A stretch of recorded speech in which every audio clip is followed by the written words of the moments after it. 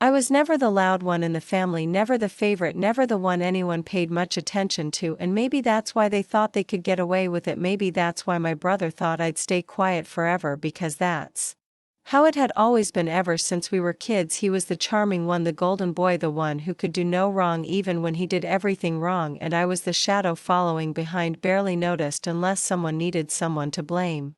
And when he framed me, when he stole from our parents and pointed the finger at me, he didn't even flinch. He lied so smoothly, so confidently, that even I started to question myself, wondering if I really had done something without realizing it. Because when enough people tell you that you're the problem, you start to believe them, even if deep down you know better. It started with missing cash, at first small amounts from my dad's wallet, from my mom's purse, enough to make them suspicious. Not enough to panic, and then it escalated. Gift cards gone, birthday money vanished, then my mom's diamond bracelet disappeared, and that's when things turned serious. They turned to me, all eyes cold, sharp, accusing. Logan, my brother, had tears in his eyes, fake trembling lips, saying things like, "I wish it wasn't her, but I saw her, I swear," and they believed him without question. They searched my room, tore it apart, and somehow he'd already planted the bracelet beneath my mattress, tucked in a place I never would have touched. And when they found it, the look on my mother's face broke something in me, not because she was angry, but because she didn't even seem surprised. They called me a thief, grounded me, pulled me out of my summer job, sent apologies to neighbors for anything else I might have taken, and Logan just watched quietly, playing the victim, soaking in the praise for being brave enough to speak up. And even though I screamed, cried, pleaded, it didn't matter. The damage was done. They believed him because they always had, because he was their son and I was just the daughter who kept her head down and never caused trouble. Until now. I spent that summer in silence, alone in my room, watching the world go on without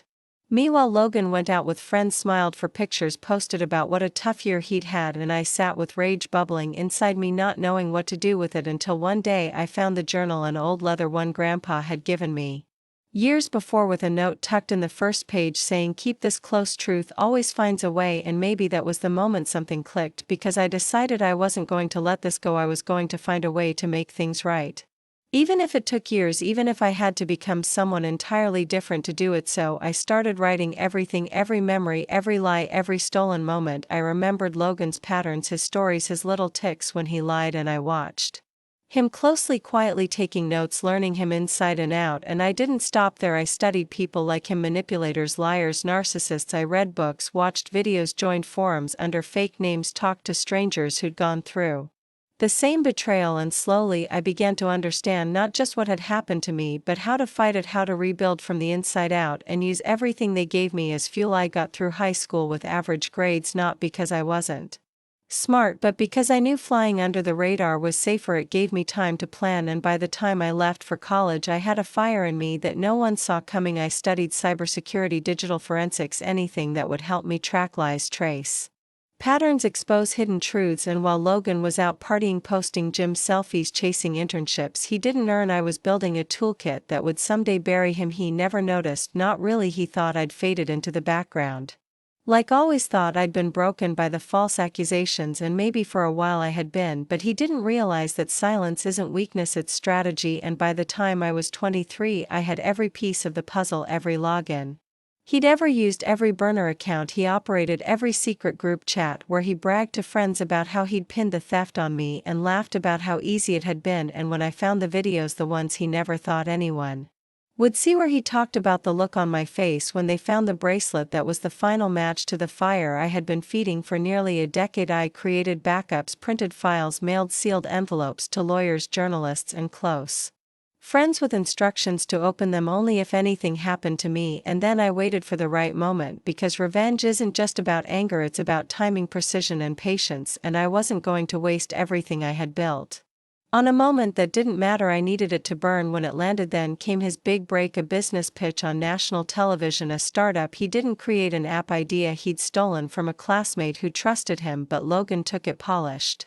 it, spun it into something shiny, and sold it to investors. And when the network aired his segment live with family in the audience, my parents sitting front row beaming with pride, I was there too, hidden among the crowd, camera just barely catching me. And when the host asked Logan about the people who helped him along the way, the people he trusted most, he looked into the camera, smiled that perfect smile, and said, "My family always believed in me." And in that moment the signal went live on Every social channel, every inbox I had set up, and the truth dropped like a bomb. The hosts were confused at first, looking down at phones, producers whispering in ears, Logan's smile faltering as a giant screen behind him glitched and then switched to screenshots, messages, videos, recordings, all real, all timestamped and undeniable, and the audience gasped as every lie he ever told played out in real time. My voice narrating the events from that summer, the planted bracelet, the fake tears, the manipulation, and then the video of him laughing, bragging, saying, "I told you she'd never fight back." He froze live on camera, nowhere to run, nowhere to hide. My parents looked like they had seen ghosts, and the crowd erupted not in applause but horror.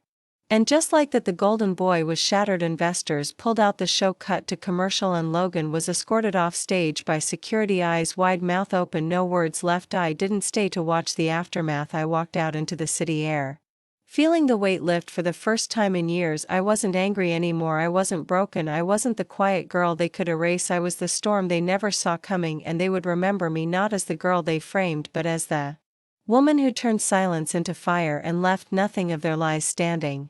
Walking away from that studio building, my heart was not pounding with nerves but burning with clarity, because I knew exactly what I had done and I had no regrets. I passed people on the sidewalk with cameras pointed at their phones, some already seeing the scandal unfold live, others just confused by the sudden chaos inside, and for the first time in my life I didn't care who was watching, because I had spent too long hiding in corners, keeping my voice small to avoid being a burden or a disappointment or a problem, and now I was none of those things. Now I was the one writing the story, and they would have no choice but to read every word. By the time I got back to my apartment, my inbox was overflowing, journalists reaching out, social media buzzing, hashtags trending with Logan's name side by side with the word fraud. And it didn't stop there. The classmate whose idea Logan had stolen came forward with receipts, emails, and sketches with timestamps proving he was the original creator, and more classmates followed, each with their own story of how Logan had lied or manipulated or taken credit for something he never did. And the image my parents had built of him, this polished golden boy, began to crumble faster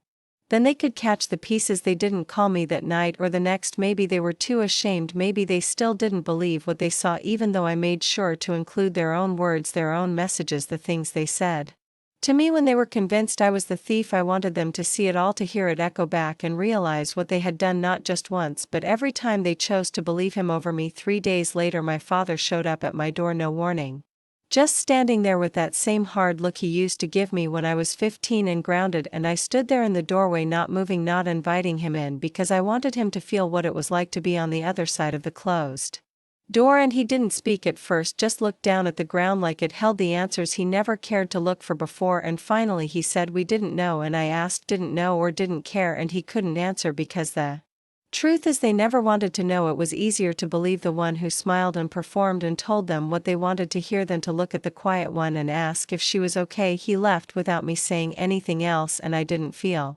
satisfaction, I didn't feel triumph. I felt free, because I didn't need their apology, I didn't need their approval anymore. I had taken everything they tried to destroy in me and turned it into something unbreakable. Logan disappeared from the public eye completely after that, lost all his deals, lost most of his friends, and when he tried to post a video months later claiming it was all a misunderstanding, the internet dragged him harder than I ever could, because the truth, once exposed, doesn't fade back into silence. It echoes louder and louder until even the most stubborn ears can't ignore it. I got a message one day from the girl he had been dating around the time he framed me, someone I never met but always saw in photos.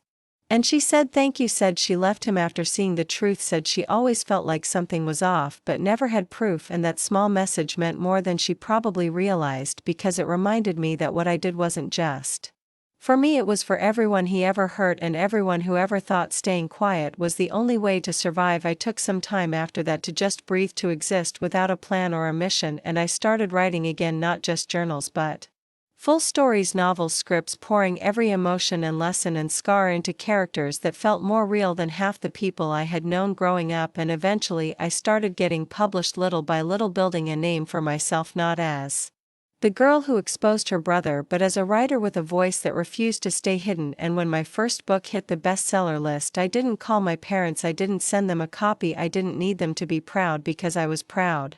of myself, and that was enough. One night years later I walked past our old house, not on purpose, just one of those weird full circle moments where your feet lead you back to the places you once thought you'd never escape, and it looked the same.